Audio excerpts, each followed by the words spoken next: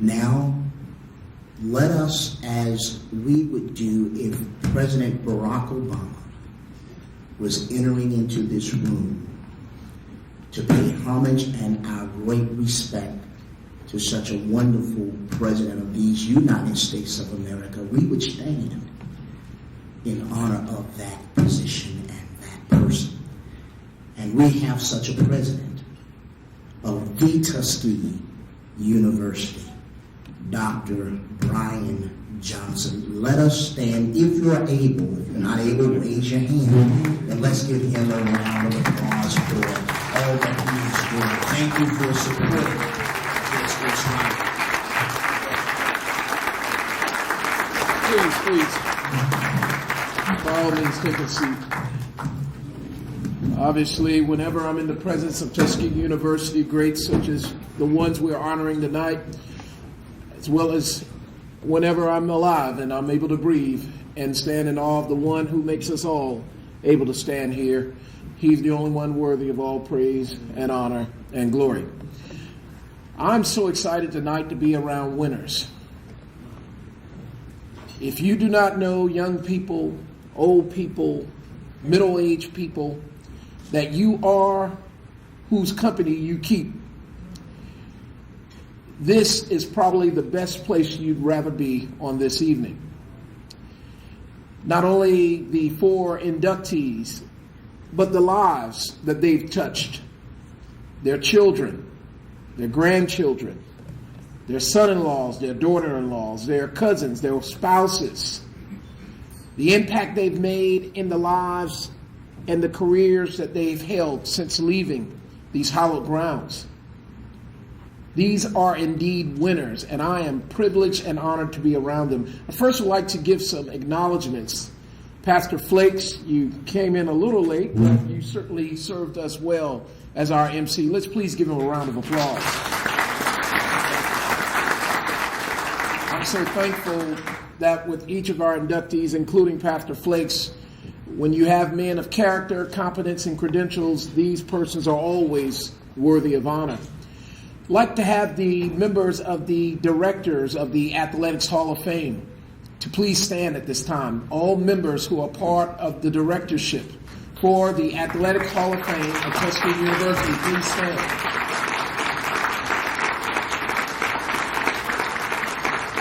When I've learned of the Tuskegee University Athletic Hall of Fame and started in 1974, and Dr. Davis, and of course I was born just simply 1 year prior to 1974, I was a little in awe of what could I possibly offer to such a long-standing tradition.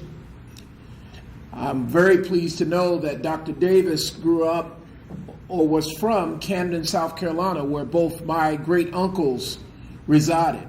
You may know Frank's place on Church Street in Camden. That's my uncle. And Uncle Randolph Johnson, who recently passed away, is my uncle as well.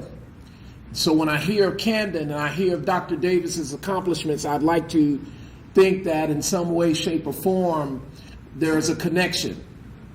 But let me also at this time honor the inductees and honor them individually. Mr. Maurice Evans, not only is his legacy seen here by his son as Mr. Tuskegee University, but he was a quarterback. Now, I know some of you play important roles in many of your corporations and your jobs and in your various capacities, including our lovely spouses. Of course, I have to always mention my spouse. But it's something about being a quarterback, something about having all the pressure on your shoulders. I'm sure that Mr. Evans, whether they won or whether they lost, his name was in the mouth of every single person in the stands. Now, I know a lot of you want to be in the limelight, but I don't know if you understand what it's like to be standing in front of Tuskegeans as a president or a quarterback. I know you only did it for 4 years, but you could probably give me some lessons on how to have your name in the mouth of every single person who loves Tuskegee. So let's give this young man a round of applause. Quarterbacks, calling plays, winning. tradition of winning. And I'm so very proud that he not only sought to win and lead us on the field of football, but in his successful life afterwards. We're not simply talking about being a successful businessman, but a successful, as he pointed out, a successful family man, as evidenced by his wife and his 3 children and all of his family members. Let me also comment on Miss Lisa Moon Johnson. Besides having a wonderful last name that I think is second to none in the nation, I know what it's like to play a little basketball. I'm sitting beside a Renaissance man, Mr. Carney, and I tell you, this is a gym that I think we need to have speaking at Lyceum or something. This man sings, played basketball, taught American history, and now serving on our athletics director's Hall of Fame committee. But Miss Lisa Moon Johnson, I heard your biography and I've learned of your work as an assistant principal. To hear coach, well, you know how we use coaches, we use them as our assistant principals. I don't even worry about athletes. I just call Coach Slater, Coach Dunn, and all the coaches, and they serve as assistants to me. That's the one group of students I don't have to worry about on Friday and Saturday nights, because I know what coaches are doing and making sure that they're where they're supposed to be. But all the same, to know that you spent so many years in our school system, mentoring our youth, not only winning as a SEAC basketball star. I did not know about the testament of a last-second shot. I had images of Michael Jordan, number 23, shooting that 1982 jump shot. Some of you may know that UNC Chapel Hill's first championship, or at least their second championship, Michael Jordan shot that shot, and I don't think he was even the leading scorer of that game. So I had that imagery there. But again, similar to Mr. Evans, taking the last shot bespeaks of a champion. She only scored 4 points that entire game, yet had the gall to take the last shot. Again, you're surrounded by winners today. Listen, it's not many people that's willing to stand up and take the last shot. There's a lot of people willing to sit on the sideline and talk about taking shots. We got a lot of people with a lot of words. But when you got men and women such as Lisa Moon Johnson, who not only takes the last shot, but makes the shot. See, I'm not too excited about talking about trying to win and, well, we hope we win and you took the shot. I'm kind of happy that you had the guts to take it and you made it. Otherwise, we wouldn't be sitting here talking about you won that shot. I mean, let's come on. I know we in a culture now where we celebrate first place, second place, third and fourth and fifth and sixth and seventh and eighth place. But good God Almighty, somebody got to be winning, and I like to be around the winners. And even if you miss that shot, you ought to hit a shot once in every time in your life. When I think about Lisa Moon Johnson, Mr. Evans, and I think about the rest of our inductees, as I'll speak of them individually, we all were given the same amount of time and space in our lives. We were all born to wonderful parents. We all had opportunities to go to grade school. Many of us selected families and mates to partner with. Many of us have been in careers. Now, you may not be in the Tuskegee University Hall of Fame, but you ought to be in somebody's Hall of Fame, having lived a life that's worthy of living. You ought to have some shot that you were willing to take on behalf of somebody else, where you stood up and were not scared. You see, there are lessons that we can learn from their lives beyond what they did on a football and a basketball field. Speaking about Dr. McLeod, he thanked me, but I thank him. I go to the sides of the athletic fields. You may not know that Tuskegee University receives a lot of volunteer assistance working with our Tuskegee teams. I have to share a little bit with you. My chairman, prior to arriving here, told me a little bit about what happened with the Athletics Hall of Fame, and he and I, are making a commitment to do what's right by this organization. But more importantly, we're making a commitment to do what's right by those young men who are out there on that field. It's a travesty to have that stadium to look the way it looks. How can you have the winningest athletics program, I'm saying overall, and you feel comfortable going there? Now, praise the Lord for you alumni who put in that energy, and Dr. Davis for doing what you were able to do. But we're sitting here in the 21st century, and I believe our student athletes deserve better. I believe our alumni deserve better, and I also believe our Hall of Fame inductees deserve better. I speak as an aside because you will get your opportunity to participate. But Dr. McLeod, a man whose testament as he praises his mother, young men who are out there, you can always learn a lot about you and your character and how you treat your mother and how you honor your mother. I was speaking in Chapel Hill just last night, and they wanted me to come in and give a quick lecture. I said, I'll get in there after I stop and see my mama. And I dropped in and I saw my mama, and they had a dinner waiting for me, but they had to sit and they had to wait because I hadn't seen my mama in about a year serving the citizens of Tuskegee University. She came to visit me once, but I wanted to see my mama in her own home. And it touched me to see Dr. McLeod reference his mama, then his father and his family and his church community. Again, we're not just here honoring their lives because of what they did on a football field and a basketball court, taking the last shot and being a quarterback. This man is a doctor.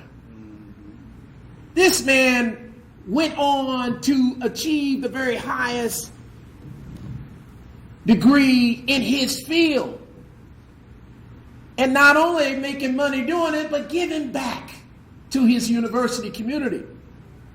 Again, you would be remiss to leave this evening if you do not tap into the lives of these Hall of Famers, who are Hall of Famers not simply because of what they did as athletes, but who they are as humans. Now, I will not sit here and presume to say I know anything about Dr. Davis. We need only see and look around that were it not for him, we would not be here. And Mrs. Davis, we honor you.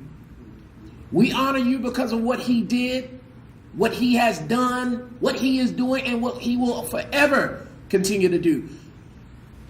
Your son made mention of the fact that all of these wonderful inductees on tonight will be forever etched into the annals of Tuskegee University's history. But clearly, Dr. Davis's name will always be forever attached to this university.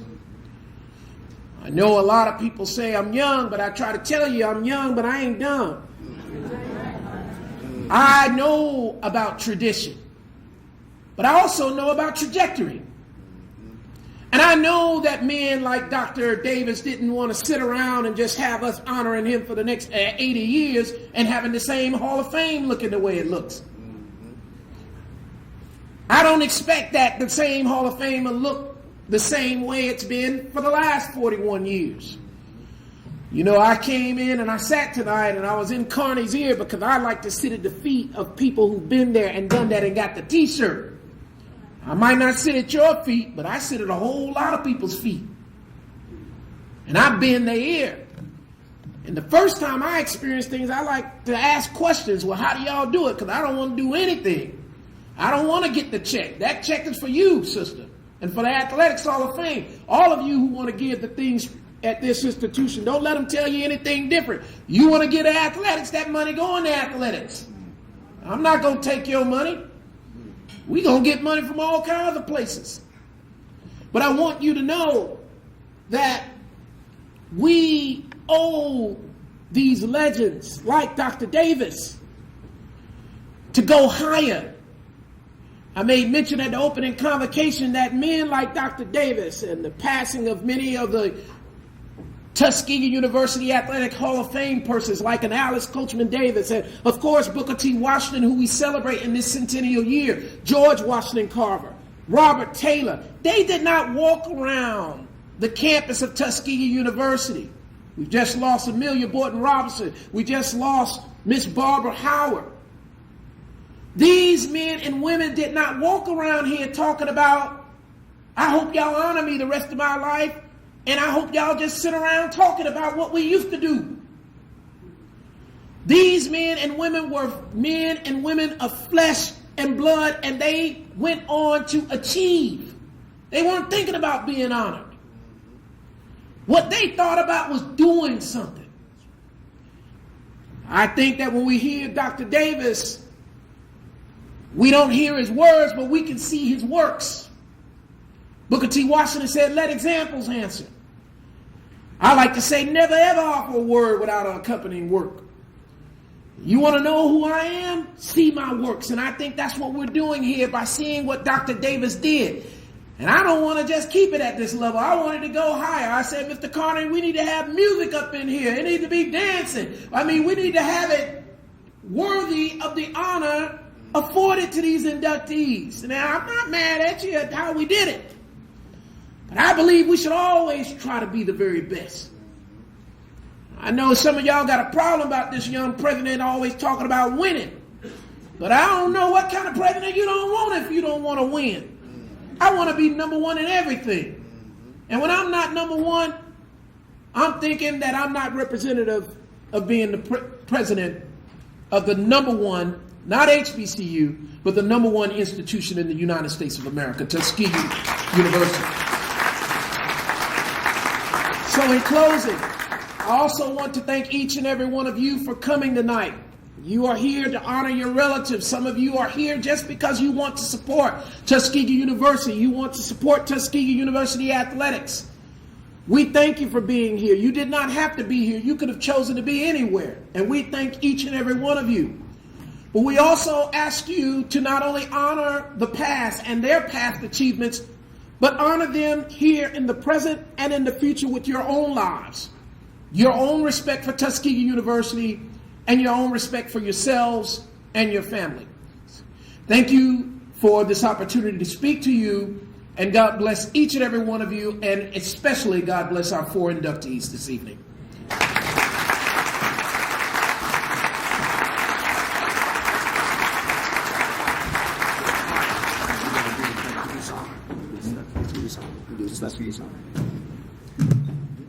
One more time for our president. Thank you so very much, Dr. Johnson, for those inspiring